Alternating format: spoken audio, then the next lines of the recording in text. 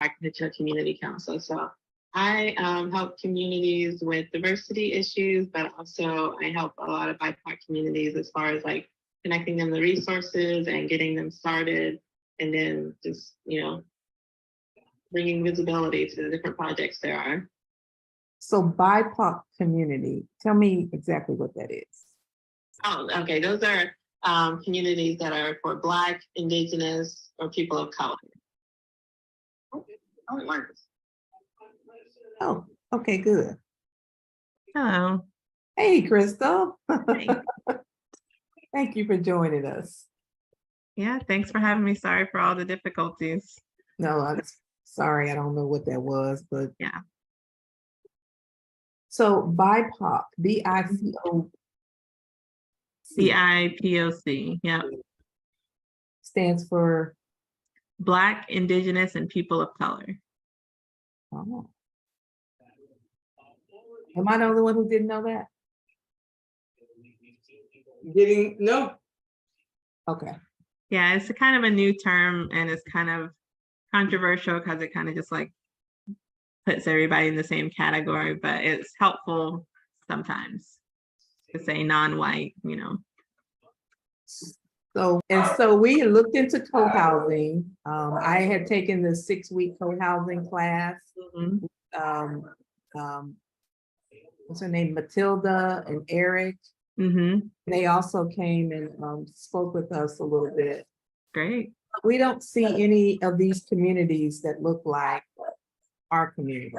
And then I found you, and you were like the only person that I found that looked like you might, know what you're talking about. Yeah, well, it's kind of interesting because the world of co-housing and all the traditional kind of movement people are largely white, and they don't really have visibility into like Black communities or other BIPOC communities to kind of understand what the different needs are. And so that's why the BIPOC Community Council kind of exists now, because there's lots of people who are interested in different types of communities and are creating things, but it's more of being conscious of our culture or things that may be different from white communities. Are there some communities like us that are out there that we could tap into to learn from their experience, or are they building, forming, or that we can work together with? Yeah, so that I would say a lot of them are forming. There are some that have land and are like living on the land and things like that. They're less co-housing, they're more like eco villages or a little bit more rustic, I guess you would say. But there's lots of communities that are forming. I don't know, what state are y'all in? Texas. Texas. Okay. I don't know of any communities in Texas, but there's some in Alabama and a lot in Georgia. But there's a lot of people who are interested in creating types of communities. And then there are some people who are part of organizations that are like getting funding and like working on the kind of like the construction side of it, or the logistical things like architectures and building materials and things like that. So yeah. Do they have any type of I guess meeting of multiple groups that you are aware of, or are they all internal? Okay, so the BIPOC Council has a call that's on Sundays every 2 weeks. And I know the other co-president, Zarina, has created like a guide, like a kind of a getting started guide that has some links to resources. And then I can just like pull up the emails of the people that I'm thinking of and connect you to them so that you can just kind of talk to them and see what their journey is like. But the support call that happens on Sundays is a good way to kind of just like meet other people who are out there doing this kind of thing. And it's only for BIPOC. So it's definitely a good way to kind of get some, like a reality check, I guess. Like, hey, there are people like this, like us out there. Yeah, because we feel like we're on an island alone. It's like, we know there's other islands out there, but we we're not connected to them, so we don't Yeah. know. Okay. Any advice you can give us for our journey? How long have y'all been meeting or forming? Regularly now, every Tuesday for about 6 weeks. Mm-hmm. Last year we had a couple of, meetings, but it was just kind of like it was dragging on. So we decided we wanted to push forward and we want to have weekly meetings. Okay. We've Yeah. been doing it weekly now for like 6 weeks. Good. Yeah. So it's really important to kind of keep the momentum going because it's a long process. So the average takes 3 to maybe 7 years to get a community like built and moved in. And so you're going to have people come and go, but you want to have like a core group that kind of keeps the momentum going, keeps the interest up in it.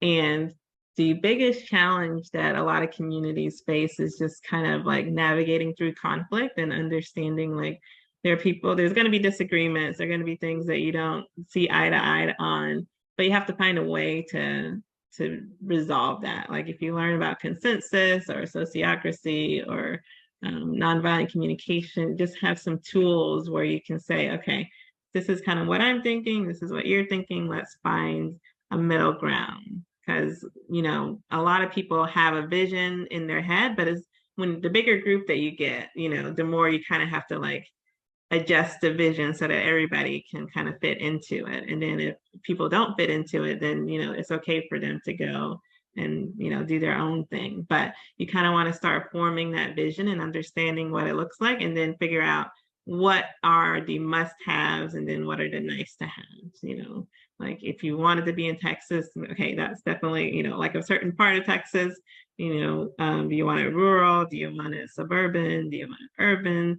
You kind of have to think through those things and kind of communicate that so that everybody agrees with it, or at least agrees with the general direction. And then, yeah, so that's one main part, is just kind of navigating all the differences and thoughts and how ideas. The other biggest thing is always going to be money and just being able to get the funds together. A lot of communities form an LLC or some type of organization to kind of hold the funds while they're preparing to get, to start building.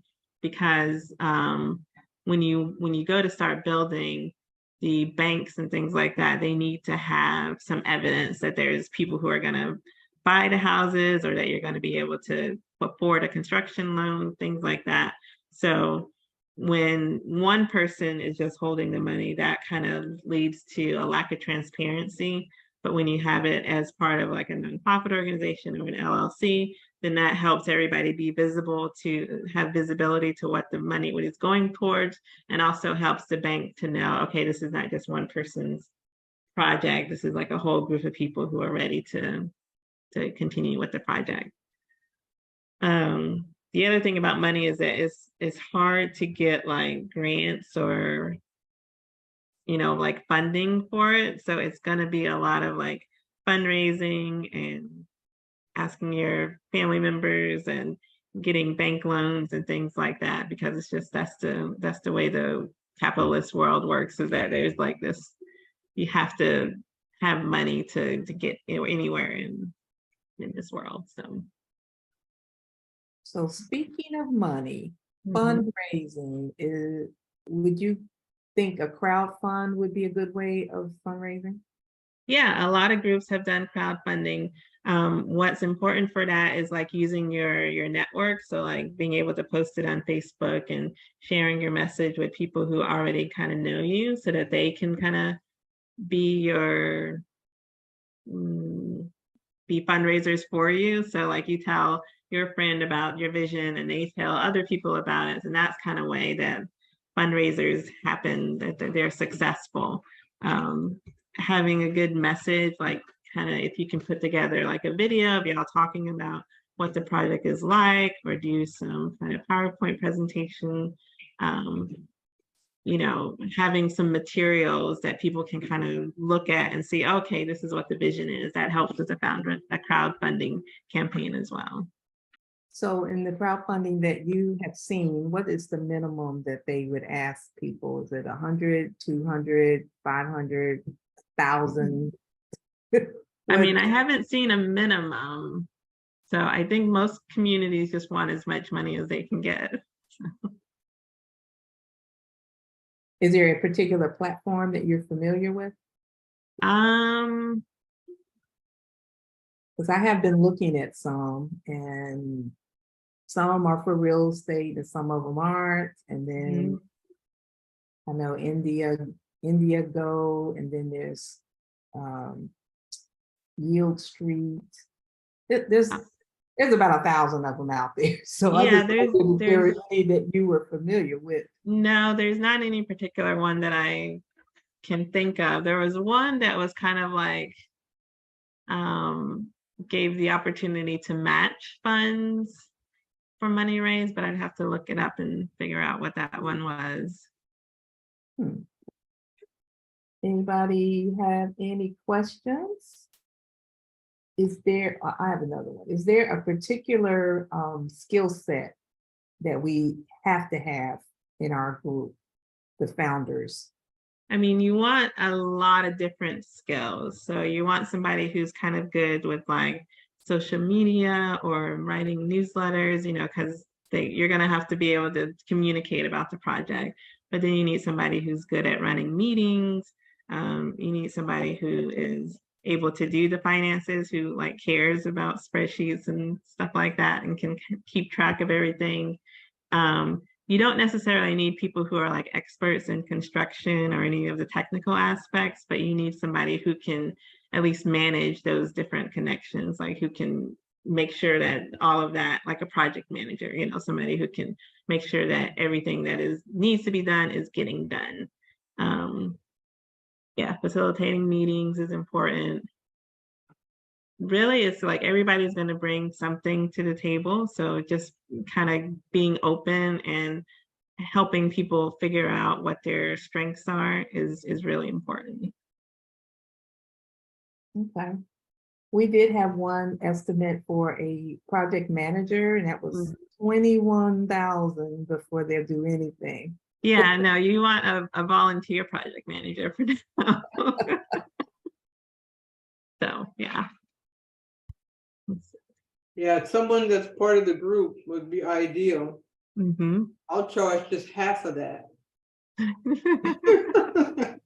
There you go. You just got yourself a job. Oh my God, I don't know how to project man. I can coordinate now. I'm HIM. Yeah. So I can coordinate for sure. Yeah. It's basically keeping track of like, what do we need to do next? And then making sure that people do that. Mm-hmm.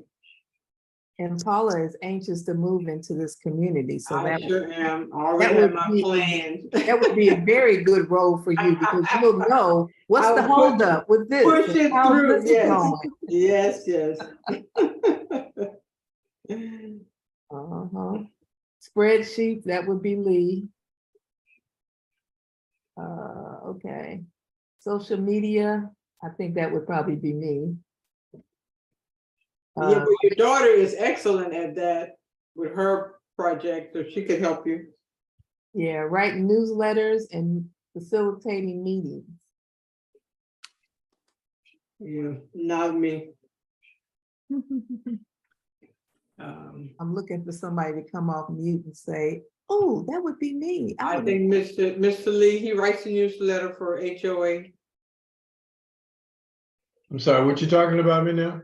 You just really need somebody who has administrative background. That's Paula. Paula got that administrative issue. She claims she's an IT person, but she don't know anything about IT, but she can do administrative stuff. I'm project manager. Okay, you want to listen. Project manager. You need a newsletter person. Well, project manager is a good administrator. Yeah, that's me. I got it. Well, you would definitely be coordinating with everybody. Yeah. I she would disturb you. Paula, can you do spreadsheets? Oh yeah, I can do Excel. I can keep track of the dollars going in and out. Yeah. Yeah, but the spreadsheet also is I did document control. I'm a document control specialist in that's, you know, when I say spreadsheets, it's kind of like, you know, if you're like, in my experience from working with the engineers and the project managers, what we did as a document control specialist is to kind of keep track and the milestones, like as you progress through the process of once you start building and whatever I mean, from the ground level, you know, achieving different milestones along the way is where you want to try to keep your spreadsheet to track. And if you have just say like once they start the construction or whatever on the land, or even before you even get to the construction part of the land, you want to look at keeping track of like all of these different land, I guess the sales and stuff like that.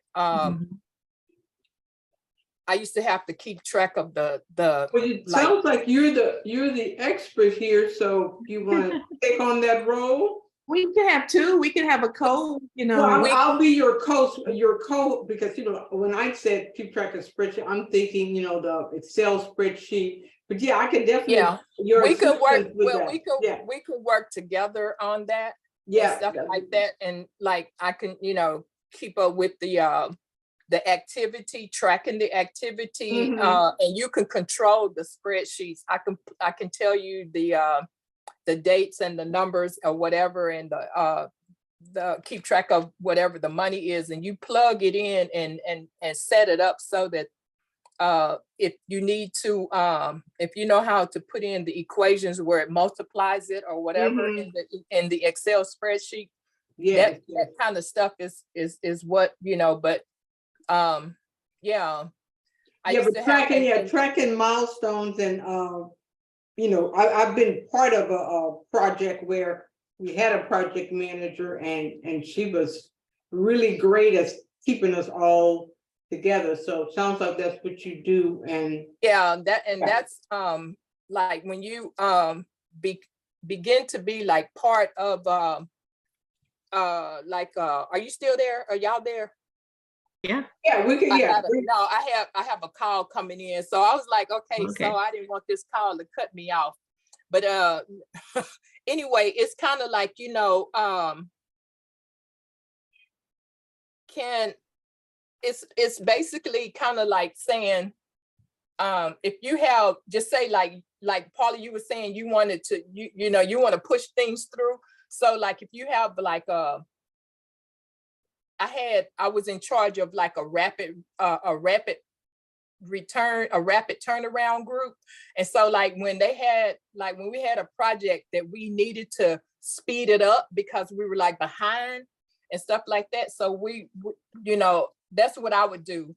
The documents and the drawings and all of that stuff that's submitted, those types of things is what I controlled. It's pretty much like to keep everything on task and keep it moving, and just, you know, just make sure that everything is accounted for. And if somebody needed to see a certain document, then I would have to give them the privilege to look at that document, because that was a controlled environment. Not everybody, and you have to have privileges to look at certain things. It's not, because once you give people privileges, then everybody's all over the place, all in everything, you know. So you have to have a controlled environment, not everybody doing everything. So it's kind of like, if you are working on one aspect of it and I'm working on something, I'm feeding you information you need to have to keep this moving. Yes, absolutely. Yeah, I definitely understand. Yeah, because you could have they could have viewing capabilities, but no editing. So yes, I think that would work great.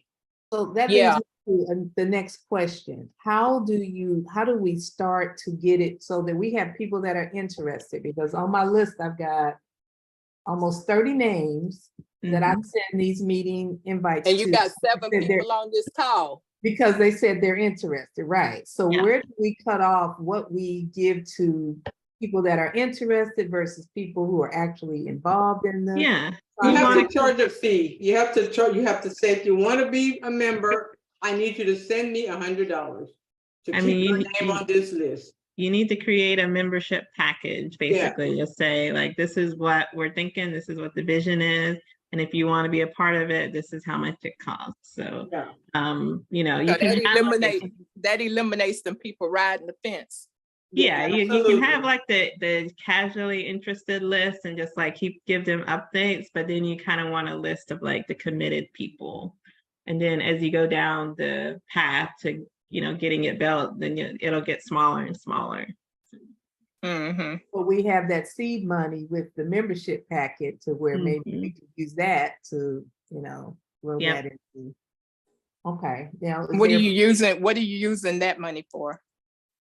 So, yeah, a lot of times they told use us. that to hire consultants. Like if they want, like if you want a co-housing community, there's Katie McCamick and, you know, like architects who specifically do co-housing communities. You know, you're going to use it. These are people with taxes. certification. These are people that are with certifications and license, right? Mm-hmm, mm-hmm. Okay, so like anybody that's in our group that can bring things to the table that we don't have to absorb our funds Yes. from our membership, we need to hold on to those things, hold on to our money so that we don't have to use that money for what we're trying to achieve out of the gate. Yeah, you want to find people with those skills that you can use and who are willing to volunteer. Do you know how much she charges for her consulting? Oh, I don't know.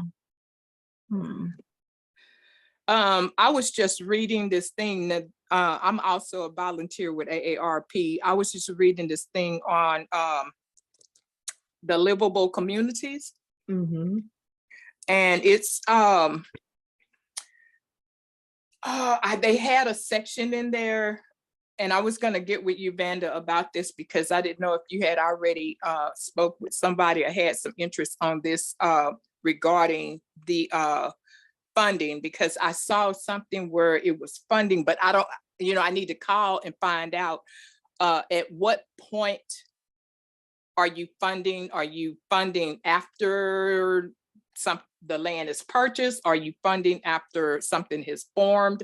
I have to just get more information and stuff because as a volunteer, it's kind of like I have access to plugging into these things and these different chairmen that sit on these seats that kind of facilitate these different areas. So I have to kind of go to whoever's in charge and see, so I can get a good point person to, you know, to talk to about it and get more information. And then that way I can probably see whether or not they can help us in some kind of way. Because when I see funding, I'm looking at, okay, that's money that we can use that, and grant money. I want to, you know, that's what I'm trying to find out.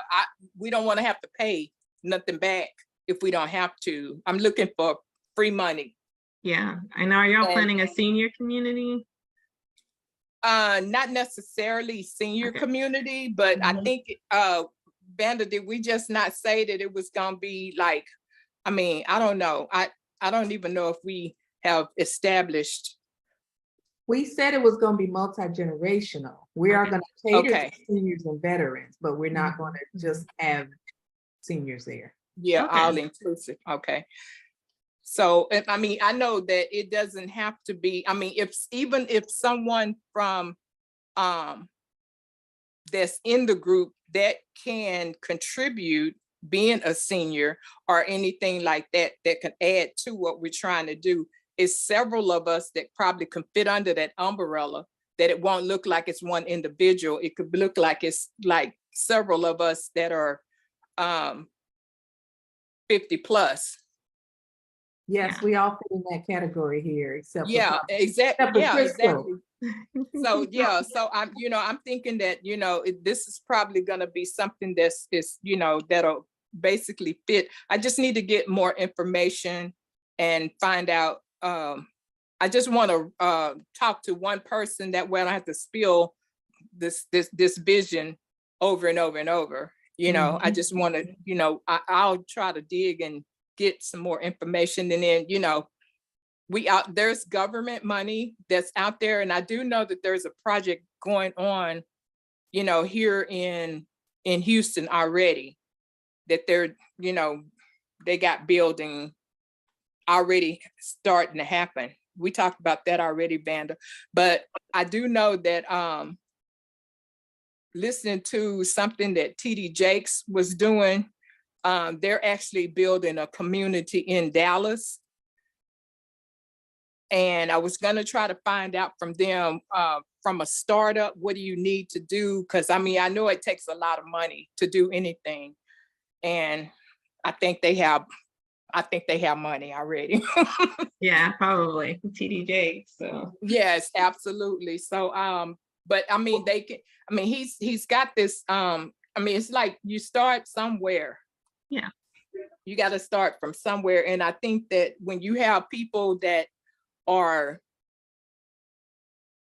in it, have done it, been there, they may have already made some of the mistakes already that you don't want to make. So you want to, you know, to just not have those things where you kind of like spinning your wheels, because it's kind of like, oh, well, dog, if somebody would have told me that, you know, I wouldn't have done it like that, you know. And then sometimes it's better to just go ahead and pay a consultant so that we're on the fast track and not, you know, struggling and treading, and it's going to take us 7 years to get there, where if we had paid somebody, we could have had it done in 3 years. Absolutely, absolutely. But what he was doing, you know, like Sunday, I mean, this was a conversation piece that, you know, it's kind of like, there's this, it's a seminar getting ready to come up, and it's called, I can't think right now because I got so much stuff running through my head. But anyway, it's like a soil, good soil, I think is what it's called. I have it saved in my phone. But anyway, it's kind of like good soil, and what you're doing is like, he's got all of these people in place to direct you step by step, what to do, you know. So that way you're not missing anything, and you're not short. You know, like some people want to move fast and they jump hurdles to get there fast, but they done skipped over some of the main things that they should have done before they got to that point. And then they got to double back and do this. That's why if you get experts on there, and they know the steps already. So, and I think that not all consultants are good consultants. I mean, some people are better than others. And I mean, just depending on what your expertise is and who you choose to work with. I mean, that's just like some people are stronger in what they do in their craft than others. Absolutely. So Crystal, what is it that maybe some advice you could give us, or what do you think our next steps should be, or some things that we need to have in place moving forward? So think about like where have you gotten as far as a location? Have you thought about where you want it to be? We narrowed down to a county.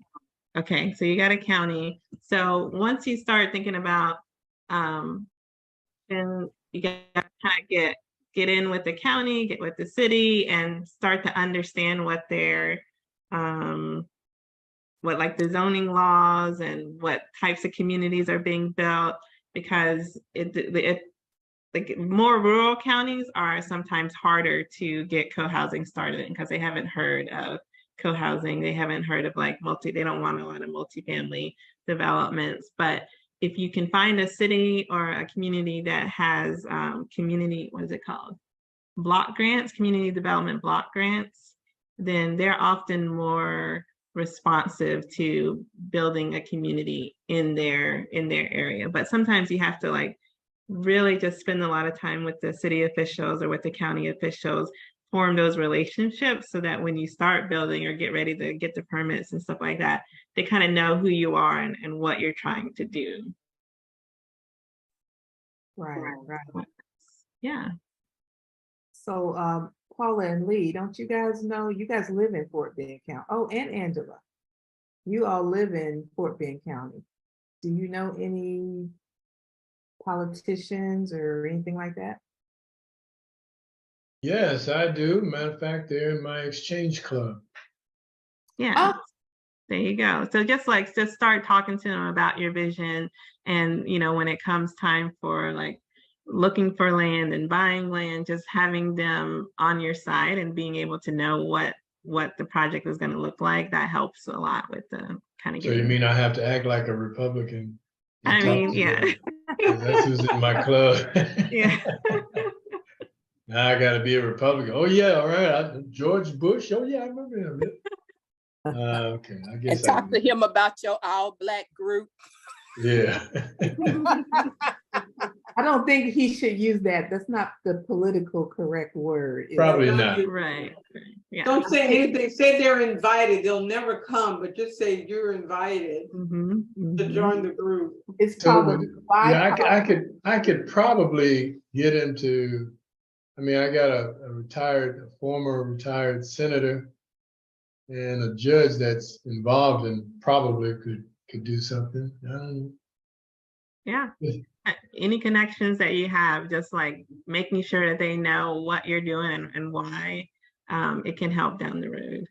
I might need a script. Okay. I'm waiting on a call back from Congressman Al Green, but it's for something else, but I can throw that in. Yeah. Yeah. That's not the one that's going to do the sermon. Oh, that's the other Al Green. Okay. My bad. Okay. Congressman. I hear you. I heard you. I was looking for that song part. Okay. Oh, yeah. No, we ain't trying to serenade nobody. Well, I can, and find out where the, like we were talking about the dividing line where it goes from that county from Fort Bend to Harris, and where what representatives represent that area. And yeah, are y'all familiar with GIS? With what? GIS. Say that again. GIS. Yeah. So what does GIS stand for? Geographic Information System. So most counties have it online now, and you can go and you can basically look at the plots of land, and it'll tell you like, okay, who owns that land, but also like what district it's in, who the representatives are, and things like that. And is that what you pulled up last time, Paula? What was it called? GIS. Would you say that again, Crystal? Geographic Information. No, I would think geographic information. Oh no, you remember to try to design that T-shirt? Now, when we were talking about the different areas and where we were talking about the taxes and stuff, remember you pulled up? Oh, yes, I pulled up that showed all the counties. Yeah. I just Googled. Was that GIS? Is that the same thing that Crystal is talking about? I'm not sure because I just Googled it and brought me to Texas counties, and you could just kind of drill down, pick a city, and it'll tell you the counties in that city. Okay, see what she's talking about. See if you can pull that up. GIS. Crystal said it's Crystal say geographical information system. Information system. Yeah, it goes all the way down to like the individual parcels, like who owns what the history of the purchases are, what the tax value is, and then who the representatives are and things like that. Yeah, it did have that. Who were the representatives, the senators? Yeah, I'm gonna search for it again. Yeah, that's a good. That's good, Crystal. Thank you. Yeah, and even the tax rate. Yeah, because it shows the tax rate. So I will check it out. And one thing that my daughter told us, if we're gonna be having seniors out in the rural, we need to be at least 30 minutes to a hospital. No Mm. further than 30 minutes out. No room. So maybe 20 to 30 minutes. So we may not get to go to Kendleton. I don't know what the hospital is on 59, but we just And they got, just had that segment about pregnant women and women who are trying to seek maternal care and stuff like that, being too far from the hospital. Yeah, so those are things that we got to consider with our location as well. Yeah. Mhm. Yeah, you kind of want to make a wish list of like, this is what our ideal is for things that we want the property Right. to have. You don't want to be trying to have your baby on the side of the road. Right. Unless we have a midwife that lives there with us. Yeah. Well, that's true. Those doulas do work, so. That's right, they do. We Mhm. get some physicians to live there as well. Yeah, Okay. yeah, unless you have emergency situations, but yeah. So, I mean, that chart, I think that's good. That's a good, that was what I was referring to back when I started talking about the value of the land and stuff like that. It would give you land value and stuff like that, so that you know. Well, I'm gonna use that as a marketing tool to find some land that may not be for sale, but who knows, they may want to sell. Yeah, exactly. Or they may want to partner, you know, where you don't have to sell it right now, sell it in 3 years after, you know, doing some things to it. You never know. And Crystal, does it tell you if the land has already been surveyed or whatever already? Yeah, so it'll have the information about like if it has property on it, how many bedrooms or what it's zoned for. It'll tell you the tax value and history of the taxes, all that kind of stuff. Yeah, no, I'm talking about the land. Oh, like the actual, like the land. You know how they survey the land, and they, you know, like if they drill down so far and stuff, they okay. survey the land because, like you, okay, just let me give you something for instance. I Mhm. mean, for an example. Okay, so if you got some land that's got like a sunk hole that's underneath the dirt, under the surface, you don't know, and then all of a sudden, it's been covered up or whatever, but you don't know that this ground is gonna start sinking after so much time goes by. It's gonna start sinking, like just like you see. I mean, we had this one part of the street that just collapsed and just big sunk hole in the middle of the street. Okay, yeah, I haven't seen that in GIS. So And you in would, California, they just had that whole community, that whole housing community. Did you see that on? It was on national TV. The whole community in California, it's like all these homes just started sinking in the ground. oh my God, wow. Yeah, Okay. it's like a whole. I mean, all of these houses. I mean, these are established. This is established area of houses that just start sinking and you know, like That's several crazy. houses. Yeah, so Wow. that's what I'm saying. You know, when I'm talking about surveying, that's what I'm Okay. talking about. So like, Yeah. you know, when you first buy, when you go out there to buy land and stuff like that, you know, this is good soil. This is a good area Yeah, no, that'll be something that you have to do once you have to hire a surveyor and have him look at the land, and maybe he'll have some historical records, but it's probably something that you'll have to do with the owner of the land before you like sign the deal. That's gonna make me have to call one of my old project managers that I used to work with so he can tell me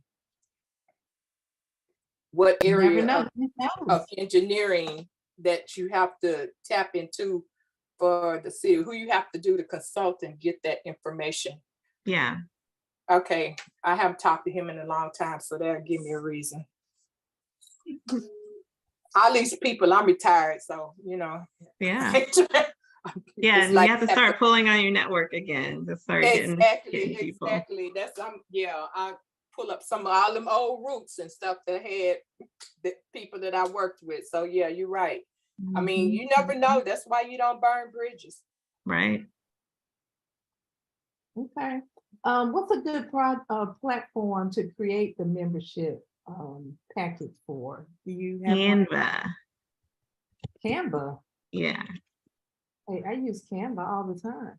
Yeah, so you can like look up different templates, right? So I don't know if you can look up membership packet, but just some kind of like brochure or something like that, like a proposal template. And what you want to say is like, okay, we're building a community in this county. It's going to be multi-generational. You know, we're looking for interested people. Here are the membership costs, you know, maybe a rough timeline, and then some pictures, you know, just like throw some random pictures in there, and there you go. And then they would, I guess, go to the website, and then they would be able to click something that says for members only get perks to certain things that other people don't. You have to figure out how to word all that. Do you have a website yet? Yes, but it's under construction. Okay, yeah. Yeah, we got the site. It's called thisisusTX.com. Cool. Anything else we need? We plug in these little things and getting them done. Yeah, let's see.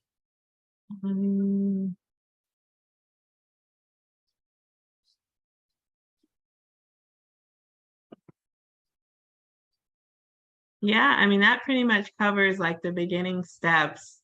You took the course with Mathilde. So I think that gives you an idea of like what all is involved. Like you're gonna eventually be hiring, you know, experts and things like that. But a lot of what the beginning meetings and stuff are just like your vision and everybody kind of coming together and sharing their idea. So it's a really fun time because you can just kind of throw whatever out there. And eventually it's going to get more defined and concrete. But for now, it's just like, you know, what do you really want? And just kind of start to look at that. And that's hard to say since we don't have the land, because we say we want this if we got this many acres, but then if we only get this many acres, we can't do. Yeah, and yeah, so the land is going to be like one of those milestones. So right now you're starting out. Once you choose land, you know, that kind of narrows down some of the choices. And then once you get the construction started, that narrows down more. But yeah. Okay. I appreciate you taking the time to talk to us. Yeah. We all learned something today. Cool. Well, I'm gonna you know, send you an email with some contacts and some things that I think will be helpful, at least getting started. And then I'll make sure to invite you to the support call. Yes, definitely. And I'll share that with everybody. Yeah. It's every other Sunday. So the next one is the next one's on Sunday. So yeah. What time? At 2 p.m. Eastern. Okay.